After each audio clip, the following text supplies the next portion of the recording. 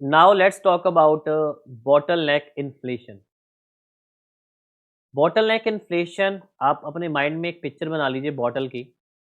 उस तरह से बॉटल का एक नेक होता है। तो this inflation taken place when supplies fall drastically and demand remain at the same level. Inflation is a mismanagement between demand and supply. जब भी सप्लाई और डिमांड में एक मिसमैनेजमेंट होती है, तब इन्फ्लेशन आता है। बॉटल नेक इन्फ्लेशन का मतलब होता है जब एकदम से सप्लाई डिक्रीज हो जाए ड्यू टू कोविड 19। तो कोविड 19 की बात करें पेंडेमिक में, तो पेंडेमिक में डिमांड लोगों की तो सेम रही थी, पर सप्लाई डिक्रीज हो गई थी। तो इस तरह की सिचुएशन को हम कह सकते हैं bottle neck inflation. This inflation take place when suddenly falls when supply falls drastically but demand remain at same level. Such situation arises due to the supply side hurdle. तो ये supply side की ही issue होगा। Hazardous और mismanagement which is also known as a structural inflation। तो bottleneck inflation का दूसरा नाम होता है structural inflation। तो ये inflation तब आती है जब demand same रहे but supply drastically decrease कर जाए। This could be the demand pull inflation category. तो ये डिमांड पुल इन्फ्लेशन की कैटेगरी में आती है।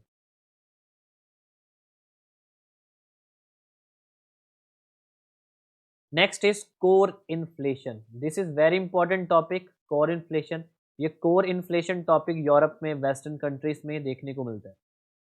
This nomenclature is based on the inclusion and exclusion of the goods and services while calculating inflation। तो core inflation में क्या होता है, कुछ गुड्स को इंक्लूड कर लिया जाता है और कुछ गुड्स को एक्सक्लूड कर लिया जाता है। Okay, goods and services, sorry. तो कुछ गुड्स एंड सर्विसेज को इंक्लूड किया जाता है और कुछ गुड्स एंड सर्विसेज को एक्सक्लूड किया जाता है while calculating core inflation. Popular in a Western economy, core inflation show price rise of all goods and services excluding energy, food articles.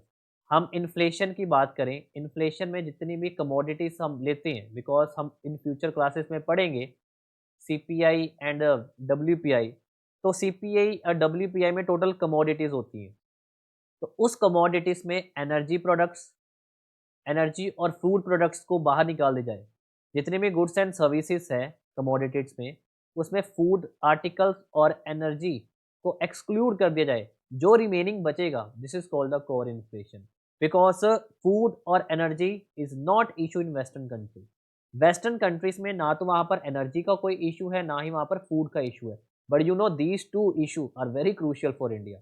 हमारे भारत में फूड का ही तो मेन इन्फ्लेशन है, और एनर्जी, एनर्जी की बात करें petrol, petroleum products. Okay, first use in India in 2000 to 2001। it does not suit our inflation analysis in the right sense because price here depends more on food articles and energy। Okay, हमारे भारत में ज़्यादातर prices food articles पे और energy पे fluctuate करते हैं। Since 2015-16, a new core inflation is also measured by India, while exclude food, fuel, light, transport and communication. Okay, तो ये भी चीज़ इंक्लूड की जाती है। तो this is called the core inflation. Next is a inflationary gap. Inflationary gap क्या होता है?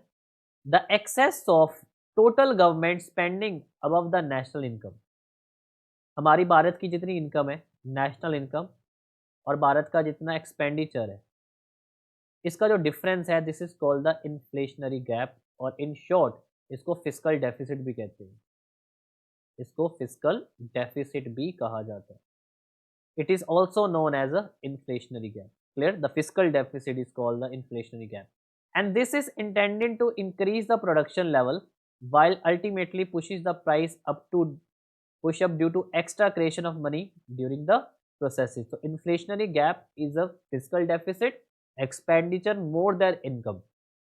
ओके, और ये क्यों निकाला जाता है? क्यों, इससे क्या होता है, it is intended to increase the production level. Production level increase कर सके और हमारे जो प्राइसेस है, मनी ज़्यादा क्रिएट हो सके। तो expenditure minus income is inflationary gap.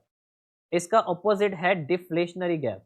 Okay, इसका ऑपोजिट है डिफ्लेशनरी गैप। तो deflationary gap is called the fiscal surplus. It means जो गवर्नमेंट का इनकम है वो एक्सपेंडिचर से ज़्यादा है, which is called the fiscal surplus. The shortfall in total spending of the government over a national income create deflationary gap in the economy. This situation is producing more than demand. ऐसा कब होता है? जब demand कम आई है, जब demand कम है पर production level ज़्यादा है, और डिफ्लेशनरी गैप क्लियर है। और इन्फ्लेशनरी गैप में रिवर्स था कि प्रोडक्शन कम हो रही है और डिमांड ज़्यादा है। It is an economy usually had a general slowdown in the level of demand, so this is also known as a output gap. इसको आउटपुट गैप भी कहा जाता है। Okay, this is also known as a output gap. तो इस class में, इस video में हमने 4 डेफिनेशन देखी है। एक तो है बॉटलनेक इन्फ्लेशन, बॉटलनेक की मैंने बात कर ली है, बॉटलनेक। उसके बाद है core inflation, then inflationary gap, और उसके बाद deflationary gap. So these 4 definitions covered in this video. Thank you.